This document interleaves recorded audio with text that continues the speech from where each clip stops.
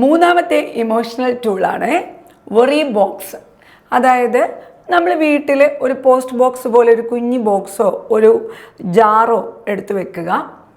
നമ്മുടെ കുഞ്ഞുങ്ങളോട് അന്നുള്ള സങ്കടങ്ങളും അന്നുള്ള പ്രശ്നങ്ങളും അടുത്ത ജൂൺ മാസം ഫുള്ളായിട്ടും ഒരു ചെറിയ കളർ സ്ലിപ്പ് പേപ്പറും ജേർണൽസൊക്കെ കൊടുത്തിട്ട് എഴുതാൻ പറയുക. Externalize their sadness into empathetic approach. That's what called CBT, Cognitive Behavioral Techniques-ലൂടെ നമ്മുടെ സങ്കടങ്ങളെ നമ്മൾ വെന്റിലേറ്റ് ചെയ്ത് എഴുതുകയും അത് നമ്മൾ ചുരുട്ടി ഒരു ബോക്സിനകത്തിട്ട് വയ്ക്കുകയും ചെയ്യുക.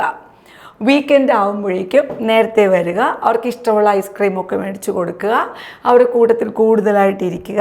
എന്നിട്ട് ഈ സാധനം അവരുടെ പെർമിഷനോട് കൂടി വായിക്കുക. വായിച്ചിട്ട് അവിടെ റിലീഫ് ചെയ്യുന്ന രീതിയിലേക്ക് കമൻറ്റ് കൊടുക്കുക. വായിക്കാതിരുന്നാലും പ്രശ്നമൊന്നുമില്ല. വെറി ബോക്സിൻ്റെ ഒരു വലിയ പ്രത്യേകത എന്ന് പറഞ്ഞാൽ നമുക്ക് സാഡ്നെസ് റിലീവ് ചെയ്യാൻ പറ്റും. നിങ്ങൾ മുതിർന്നവർക്കാണെങ്കിലും സങ്കടങ്ങളുണ്ടെങ്കിൽ നമ്മൾ ഡയറി എൻട്രി എന്ന് പറയുന്നത് പോലെ അല്ലാതെ ഒരു ജേർണലിംഗ് ലെഡ്ജറിലേക്ക് അത് എഴുതി പിടിപ്പിച്ചാൽ കുറച്ചുകൂടെ നമ്മൾക്ക് കുറയും. അത് CBT ടെക്നിക്കാണ്. So emotional tool number 3 worry box. Emotional tool number 4 emotional buddy system.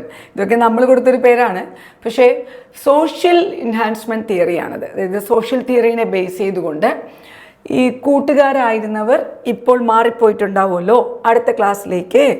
അത് ആഴ്ചയിൽ ഒരു ദിവസം വീക്കെൻഡിൽ സാറ്റർഡേയോ സൺഡേയോ നമ്മളെ വീട്ടിലേക്ക് വിളിപ്പിക്കുക. അവിടെ കുറച്ച് കളിക്കാനും ഇൻഡോർ ഗെയിംസ് കളിക്കാനും ഔട്ട്ഡോർ ഗെയിംസ് കളിക്കാനും നല്ല ഫുഡ് കഴിക്കാനും കുറച്ച് ജോവിയലായിട്ട് വായിക്കാനും ഇരിക്കാനും ഒക്കെ ഫ്രീഡം കൊടുക്കുക. എന്നിട്ട് സോഷ്യൽ കണക്ഷൻസും പിയർ സപ്പോർട്ട് സിസ്റ്റവും കൂട്ടുന്ന ഒരു ബഡി സിസ്റ്റം ക്രിയേറ്റ് ചെയ്യുക. This is what tool number 4 emotional buddy system.